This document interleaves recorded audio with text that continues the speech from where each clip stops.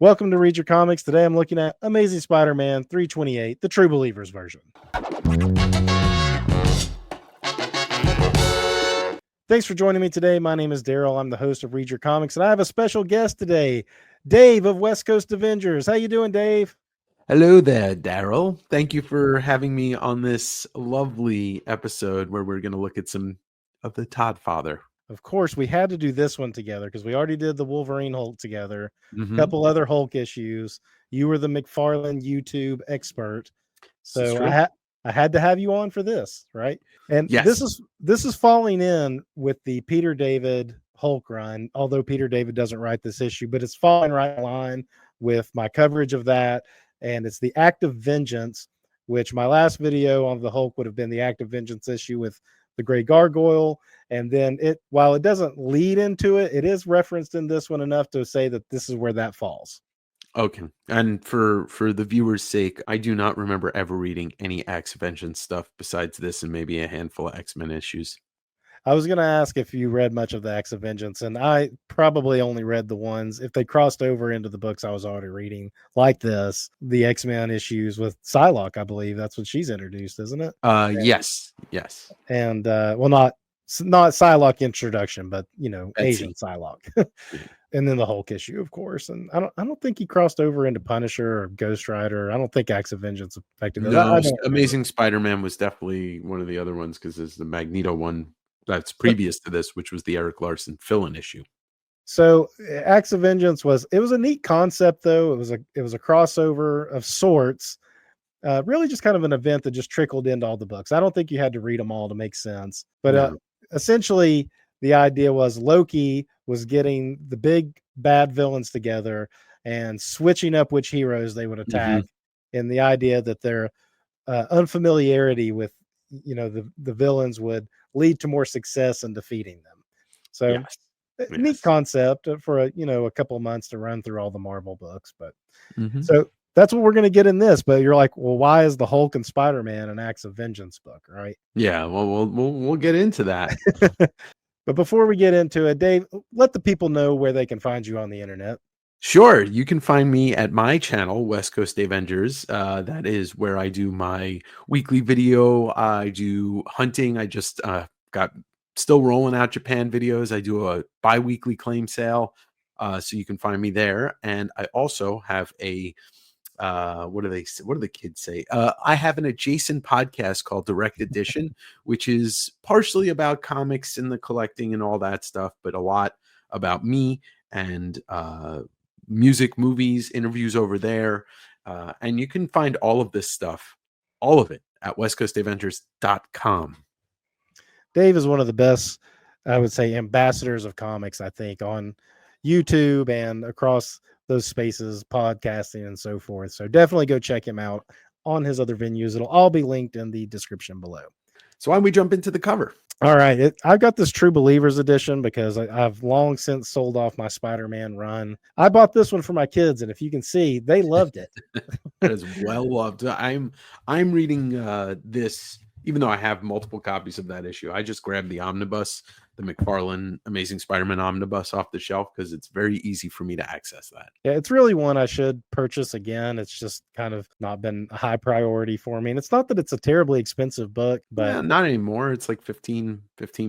Yeah, it's just maybe when I run across it again, if the opportunity strikes me, I'll pick up another copy, but which I was going to for this video, but again, the opportunity just didn't present itself like easily. So I just was like, I'll just pull out this True Believers and do it. And you know what the thing is? This channel's not called Grade Your Comics or Bag and Board Your Comics. This channel's called Read Your Comics. That's exactly right. And if we were going to grade this one, it would be like a what? No, I don't know. It would get an A+, well loved.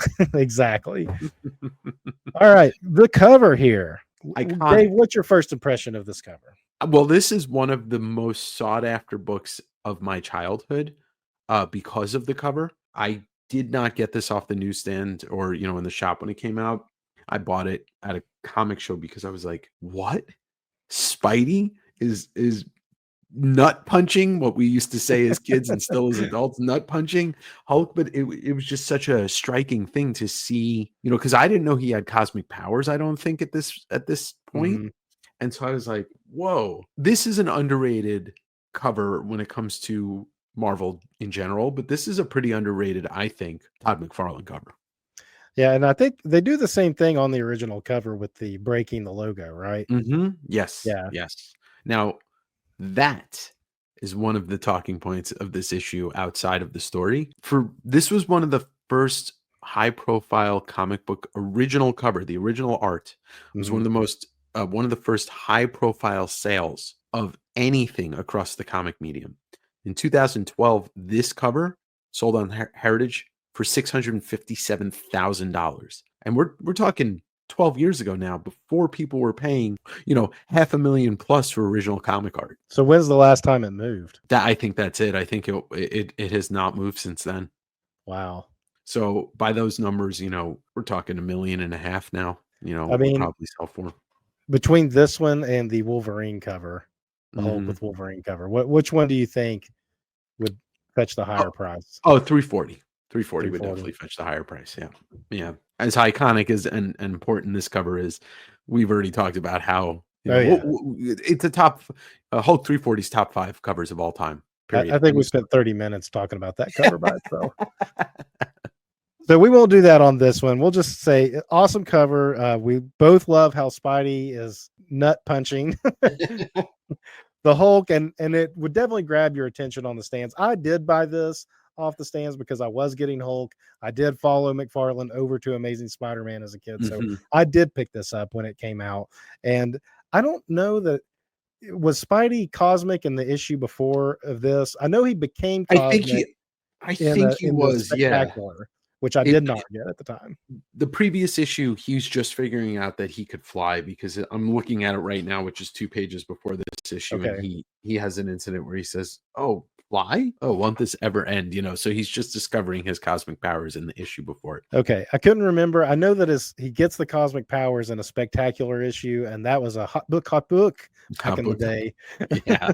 I probably did know then that he had the cosmic powers going into this issue, but it's hard for me to put myself in that mindset. Some 35 years ago at this Yeah, point. and unfortunately, you can't, on your copy, you can't see the corner box, the lower corner box. It's like the Hulk's face, but only about 3/4 of it.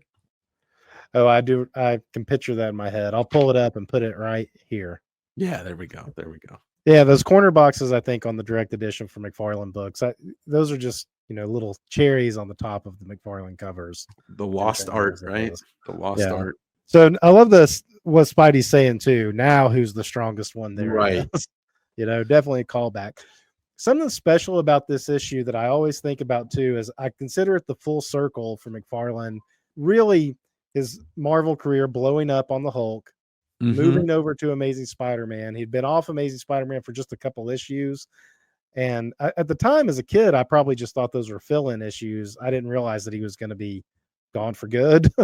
And then Yeah, he I don't came know if back. anybody did at that time. Yeah.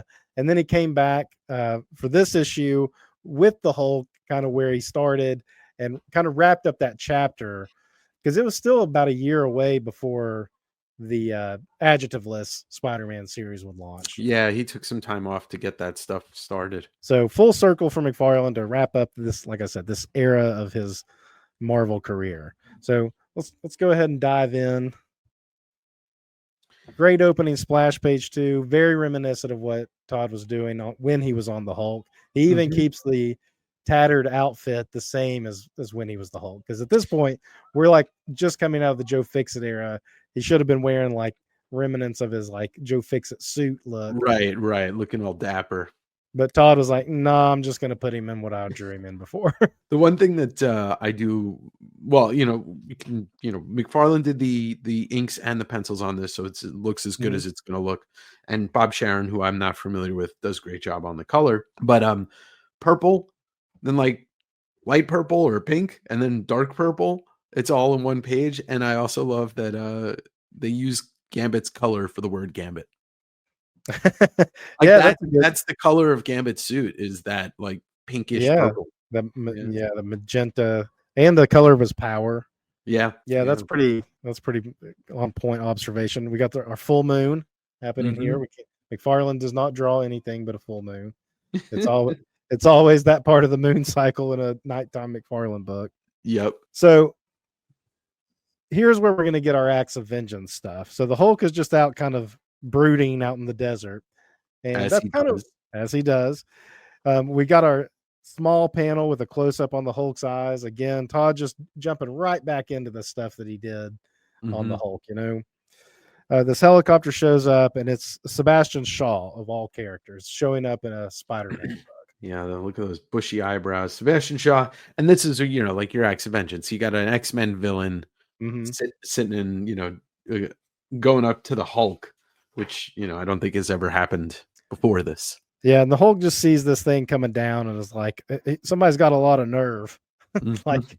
intruding on me when I'm trying to be alone. And here's where they mention too the Gray Gargoyle saying that to stay away from the Yucca Flats because that's where the Hulk beat him up. And they're like, but that gave us a place to find the Hulk. So good continuity there without feeling like you have to have read the Hulk if you weren't Right. reading it.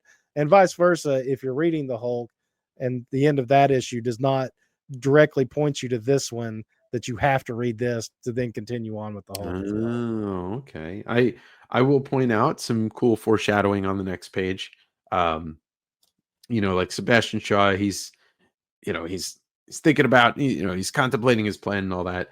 But as it lands, he says, what do the Hulk says, where do I have to go for a little privacy these days? The moon? A little foreshadowing there. Look at David Michelini, like planting some seeds, right? Yeah. So the Hulk picks up a rock and he's going to threaten Shaw. Oh, I guess I should point out this is where Shaw explains the whole act of vengeance thing too. Right. So a little verbose, but it's there if you're not quite sure what's going on. Exposition. Yeah. So the Hulk is going to threaten Shaw, and Shaw's like, "I'm going to offer you money," and the Hulk says, "Money? All right, talk to me." Only cares about one thing. I mean, which is interesting because he's the Hulk. He could take anything he wants. Yeah, and I thought about this as I was rereading it. He did get a little addicted to a lifestyle in Las Vegas. Yeah. And the storyline that kind of wrapped up with Iron Man is he got a bunch of money from the Magai, like him and Tony Stark kind of set up a sting operation, and Tony Stark let him leave with the money, or let Bruce leave with the money, just to keep the Hulk kind of pacified with, like, I guess, food and clothes for a period of time. And so the Hulk is kind of like, "Oh, money, I'll listen to you," but he could go rob a bank at any point, just Mhm. just knock it down. But I guess maybe that's like the influence of Banner in the back of his head won't let him go Yeah. to that extreme. But Can't he'll cross take the the job line. with Shaw, yeah. So Shaw says, "Get in the plane," and I'll explain. Cut to Spider-Man, and he's on the Statue of Liberty. These are some great panels, I feel like, of Spidey. Oh, yeah. This one in particular, I love the angle, even though it's like kind of small, but the angle and the perspective looking down from the torch, I think, is just it's more creative than what most guys were doing, especially at that time period. Yeah, and more creative than most guys would do ever with Spider-Man Yeah. in general. So anything else on that page you want to No, point I out? mean, it's just it's him thinking about like his powers and more exposition, more thought, not I Mhm. mean, it's great imagery and the little rain, McFarlane was doing good stuff with the rain, but the only thing that's interesting to me about the next page, because he's going to continue to think about his powers and talk about it, is that he's a little bit towards the dark side with these cosmic powers. He's even leaning like maybe He talks about how he thinks he accidentally killed killed Goliath. Goliath. Yeah. And I don't know if that happened. I haven't read this Web of Spider-Man 60 it points you to here. So I don't know if did he actually Yeah, unintentionally kill Goliath, or was it like a fake out and he just left thinking it? I don't know. but he, this is the great power comes great responsibility in real time, and he obviously says, if I don't use the power, I'll let it beat me, but I also can't go around killing people. So he's still Spider-Man. Yeah. The Peter Parker guilt factor is always going to be there. Look at this profile. Yeah, the little button nose that Todd always used to draw. Yeah. That to me as a kid, I remember thinking, like, when McFarlane added the nose, that nobody else ever really did. Yeah. Yeah. Like everybody else, it had just been like round, kind of rounded off, like Yeah, this whole he made face. it his own. He really did. Aside from just the big eyes, of course, but Yeah. even the nose and the brow, everything about it. Mm-hmm. There's some terrorists here going to take over, or they are taking over the Statue of Liberty. I don't know what their goal is, to blow it up. I don't know what for. That's irrelevant, really. Yeah, it is. Love the top panel. This is how he would go on to do the adjectiveless Spider-Man. I don't remember him ever doing Spidey like in this kind of shadow in Amazing before this. Yeah, he made it a little bit darker. I mean, I think he was, he wanted to do it a little bit darker, but I think he also wanted to, because he wasn't doing Batman, he wanted to do Spider-Man, and he would have taken either or the dark way. Yeah, just the shadow and everything. I just think that's a great. I don't want to say foreshadowing, but it's you see the evolution of where he definitely was wanting to take the character once he got his shot at just being in complete control of the storyline and stuff.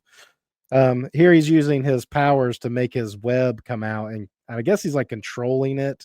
Yeah, he says that. Otherwise, it would have been real confusing, because I first looked at that when I was reading it. I'm like, why are his webs coming out 4 different ways in each hand? And then he says, especially now that I can control my web lines through willpower alone. I don't know why he sounds like that. So now he's like Green Lantern with his webs, I guess. Yeah. And he turns into Cannonball in the next panel. Yeah, and he says, I'll take him out the old-fashioned way. Cannonballs through him, like flies like Superman almost through him, and takes them all out. And then this panel down here with the relevant at the time dialogue. What are you? I'm I'm Spider-Man. So good. So good. Because this would have come out, I guess, 89. 89. Yeah. Yeah. So either that or very early 90, but I'm pretty sure this would be 89. So definitely relevant. Another new power he has right here is he's able to turn his webbing into adamantium. So if he has that power, and he could just sell off chunks of adamantium now, and Peter Parker's money woes would be completely over. Completely, and maybe even vibranium too. I mean, I guess anything he wants. He says he can rearrange the molecules, which makes you wonder, why is he using webbing anyway if he can do all that? Well, he doesn't want to change his name to, like, I don't know, Sap Man or something, or Adamantium Man. You'll imagine that he's just like, I'm going to shoot sap out at people. So he basically wraps him up and says the SWAT team can handle the rest, that he flies off. It's a very strange tangent at the bottom where his arm is coming out of his face. Yeah, the webbing mixes in with the webbing on the mask. Yeah. That doesn't land quite as well as you'd think it would. Coloring choice may have helped right there. Yeah. Which probably is what Todd thought was going to happen, and it didn't work exactly like he thought. But you get the idea. I still like the close up of the eye. Sure, I like this shot too, and the way the city's done. I don't think that is something that. You think he drew all that? Or no, it's a photostat background. He was doing photostat backgrounds to save on time. Now this, I feel like maybe he drew though. The Twin Towers. It's very possible he did, but it's still the coloring makes me think that it's a photostat. Yeah. It's just so like direct onto him, and not like from like a lower angle or anything. But it could have been zoomed, like from across the river, zoomed in, or something like that. Anyway, it's always so weird to see them anymore, Like when you read a comic and they're there and they're like, ugh.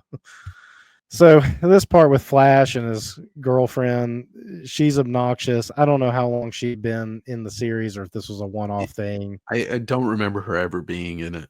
Yeah, so she's just obnoxious, and that's basically all you get out of that page. Well, can we just talk about how Todd? I don't know if Todd did it on purpose, but she is ugly. Yeah, she's not attractive at all. She looks like her hair, a goblin. I mean, you could tell by the look on her face without reading any dialogue. This character is obnoxious. Yeah.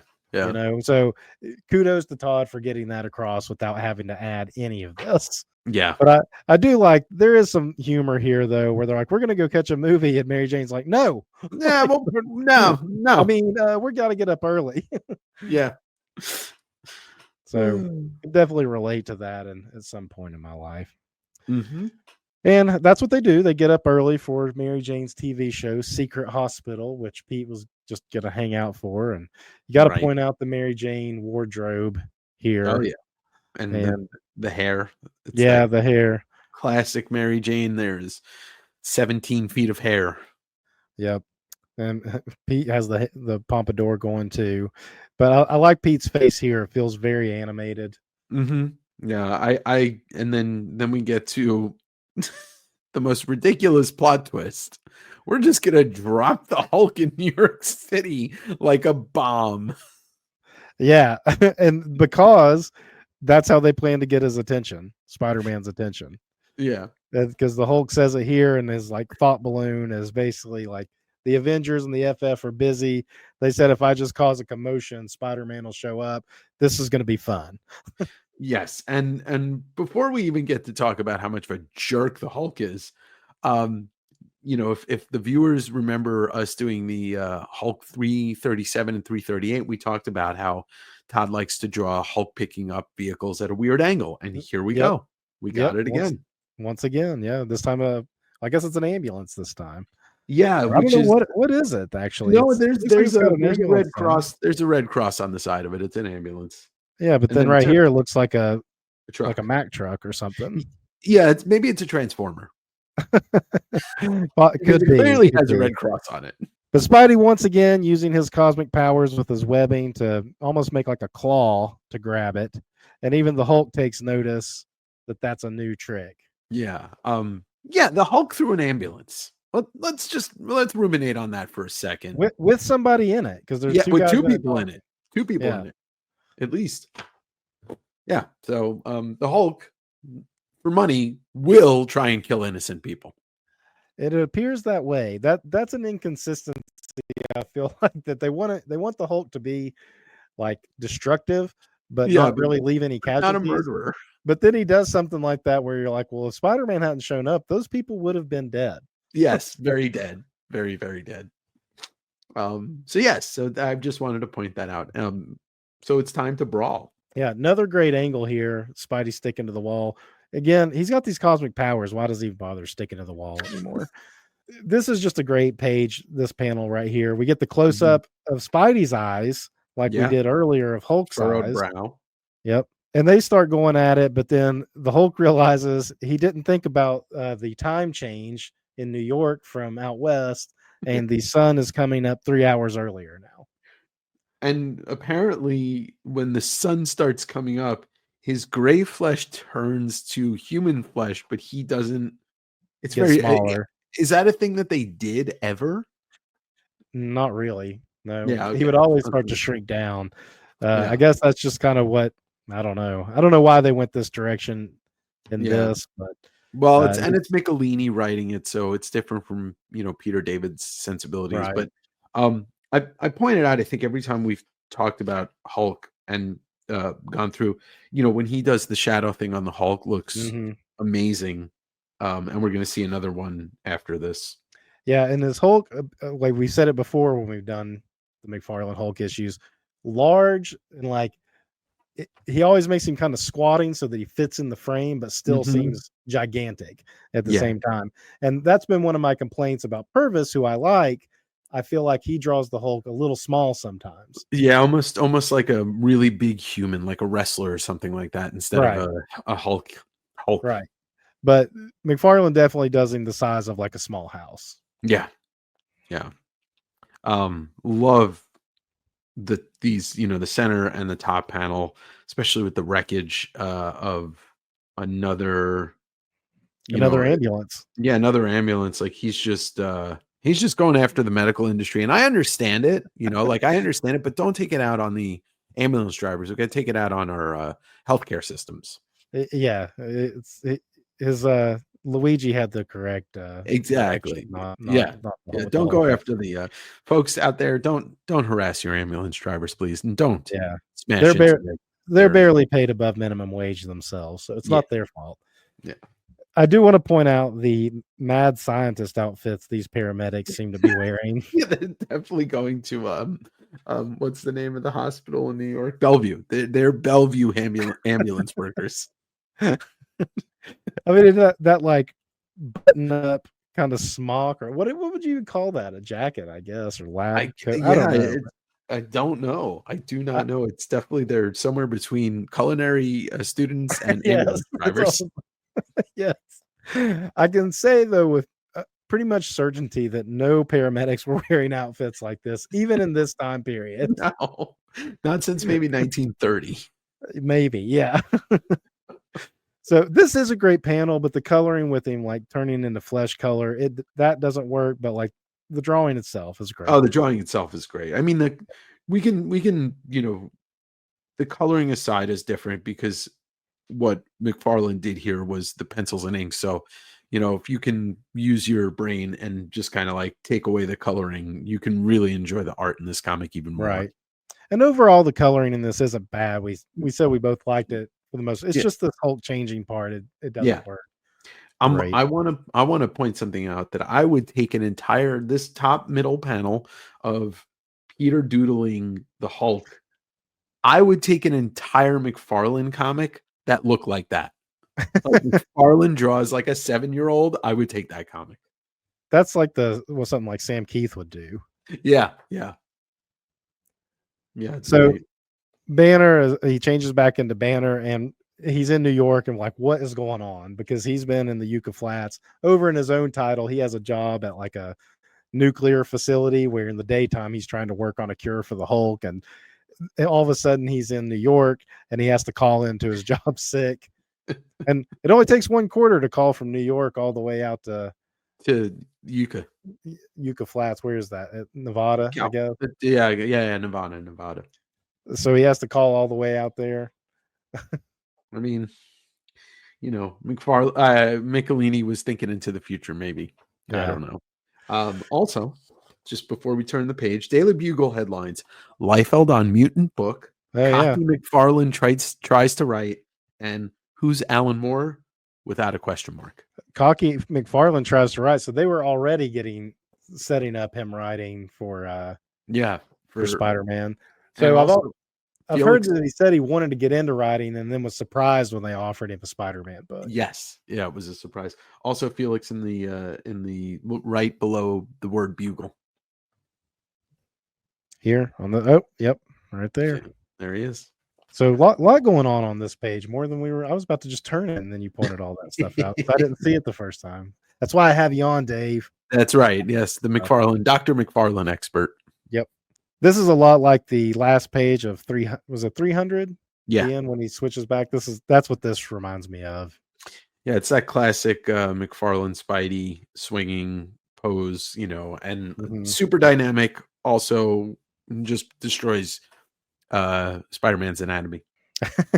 But that is what made his work so fun. Of course. You try to figure out how his leg is going up like that. It doesn't make sense, but it just looks awesome. And it does. That's all that mattered to the kids. I mean, that's all that matters now in this comic to the adults. Yep. So the Hulk told him to come out to a part of where is it? Staten Island? Roosevelt Island. Roosevelt Island, where I guess there's like some burnt out, probably old tenements or something, and you would know better than I. A lot of people live on Roosevelt Island. They did it this time too, but for suspension of belief, yes, there's nobody there. Okay. So, except for these 2 kids who are named figs, and their names are Stan and Steve. Stan and Jack? Nope, Stan and Steve. Oh, Stan and Steve. Sorry. Yeah. So they call him. This one's Stan. The one with the dark hair is Stan. And Steve stole the butts from his mom's purse. I guess she was just putting cigarette butts into her purse. Yeah, of course. And the kids stole them to go smoke the last ends of the cigarettes. They went all the way out to Roosevelt Island to smoke half cigarettes. Welcome to New York, folks. And that's when Spidey shows up. Look at that Spidey sense going off of his head right there. Yeah, it's amazing. I love it. Daggers. And then the Hulk shows up, and he points out that the Hulk did pick a place almost on purpose this time where there were no ambulances to throw. Yes. Yeah. So there is the size of the Hulk right here. Yeah.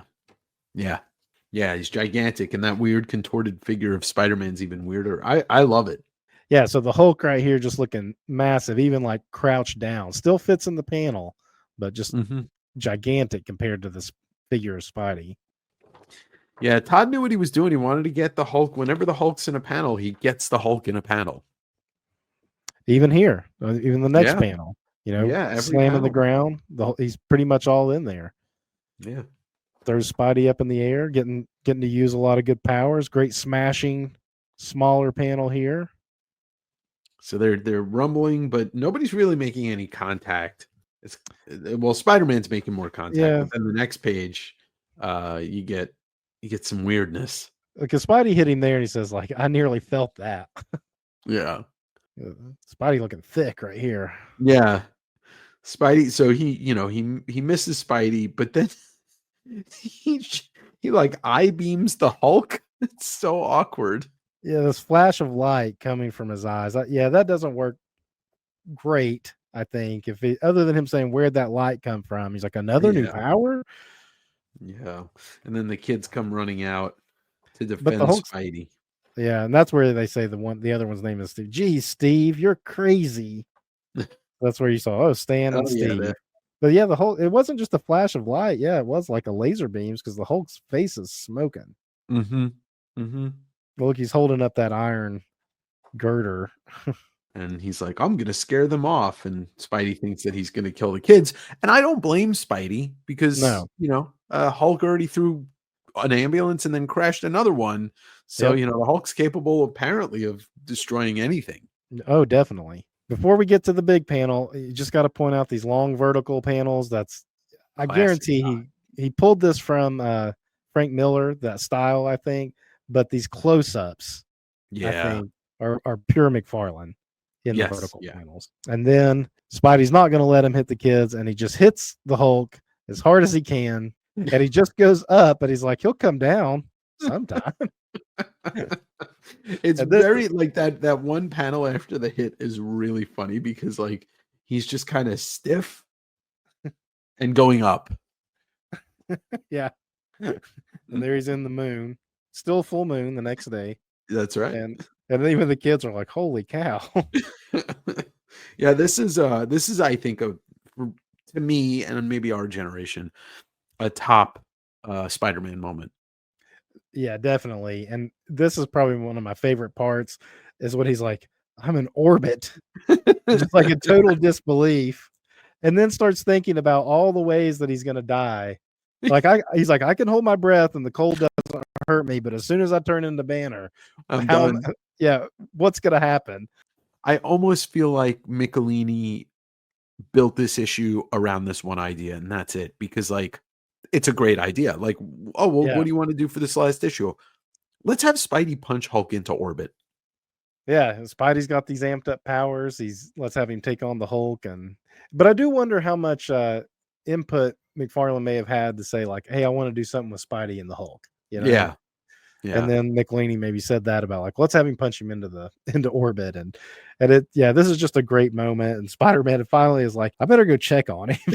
Like, and I like this panel too. I like he's going so fast you can't see the webbing on his costume. I think yeah. that's It's a nice very effect. Superman like. It's a good effect overall. And Mm-hmm. here's the whole game. I mean, he's really in orbit now. Yeah, You really see the curvature of the Earth going. He's not in low orbit. He's like reaching yeah. escape. He's out there. I love the the last things that he's thinking to himself. Never thought it would it'd end this way. Killed by something I can't even punch. Yeah. So he's channeling his Peter David here, I think, a little bit for the Sure. dialogue. Then you see Spidey's hands, grabs him, pulls him back down. There's your Hulk and Shadow. Look at that mouth. It's mimics the one that I think what's the one we talked was 345, 346, something like that, had a page like almost a splash page like that. Yeah. Yeah. He did a series of pages of silhouette with him and Betty Yeah. on the mountainside. Yeah. And that's it was almost a similar pose. It was probably Betty standing there just with Mm-hmm. him like that instead. So the Hulk's like, okay, I won't kill you this time. That's that cocky attitude. He kind of knows he's beat and knows Yeah, he that can knows he happen can't again. win. But he's gonna the bravado, and he's just like, all right, since you brought me back down, I won't kill you this time. And he takes off.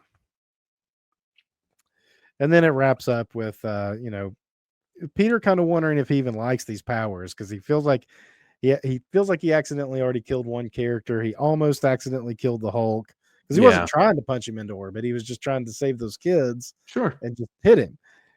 And then you have Shaw setting up, I guess, the next issue where Spidey takes on some Sentinels, which is I always like when Spider-Man takes on Sentinels for some reason. It's happened a handful of times, and it's always kind of fun. Yeah, which would in the next issue introduces the Tri-Sentinel. Right. But look at those Todd sausage fingers on Yeah. that bottom panel. And I wonder if that was miscolored too, if that was like Todd drew a bare hand and they colored it like he's wearing a glove, but the fingernails Yeah, are it's still kind of there. strange. So overall, this is just a fun one-off issue.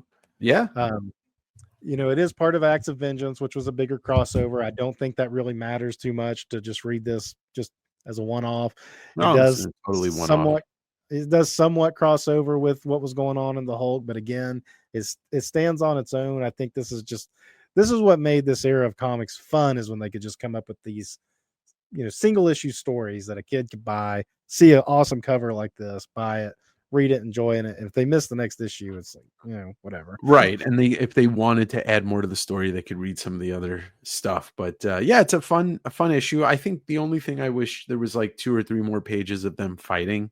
But it's the apex of that fight, what the punchline is literally is so good. Yeah, definitely great setup with the cover. It pays off in the book. And what more can you really ask? And, I would say that's the entirety of it is a perfect comic. I agree. Yeah. Well, you got any last words on this before we go? No, it's sad that this is the last Todd Amazing Spider-Man, but then you get 15 issues of adjectiveless Spider-Man, or 14 issues of Todd drawing and writing. And I really love Todd McFarlane, if you haven't figured that out. I think you might have a little saying you like to go with Yeah, this. whenever at the comic store, when you see Todd, you buy Todd. And then, you can also read Todd's books. That's always the best thing to do, because Read your comics. thanks for watching. If you enjoyed my breakdown of this issue, you can support the channel by hitting subscribe. It costs you nothing and helps other comic fans find the channel. You can also visit readyourcomics.com for cool merch, like this. Read Your Comics isn't just a brand, it's a mantra. And when you wear a Read Your Comics shirt, you are helping spread the word. For more classic comics conversation, be sure to follow me on Instagram at read.your.comics. And if you're still here, why not watch one of my older videos? Here or here.